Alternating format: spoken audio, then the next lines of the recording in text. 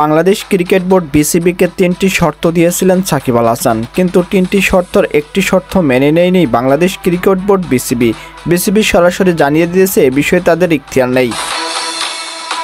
West ইন্ডিজের বিপক্ষে one day সিরিজেও সাকিব আল হাসানকে না রাখার পরামর্শ দিয়েছেন বিসিবি প্রধান ফারুক আহমেদ। নির্বাচকদের স্পষ্ট জানিয়ে দিয়েছেন সাকিবের খেলা অনিশ্চিত, তাই সাকিবকে দলে না রাখতে।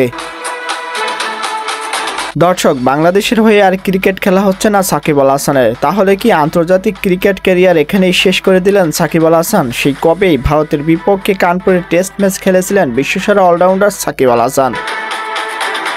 বাংলাদেশের হয়ে ক্রিকেট না খেললেও আরেকটি প্রশ্ন দাঁড়ায়, আসন্ন বিপিএলে কি সাকিব আল হাসান থাকছেন? চট্টগ্রাম কিংসের হয়ে দর্শকদের অনেক প্রত্যাশা সাকিব নিজ দেশে এসে বিপিএল খেলবেন। যেহেতু সাকিব এখনও দেশে আসতে পারেনি, তাই তার বিপিএল খেলাও অনিশ্চিত। সরকারের শুভবুদ্ধি বা সদয় যদি উদয় না হয়, তাহলে কিন্তু সাকিব আল হাসান আর দেশে ফিরতে পারবেন না।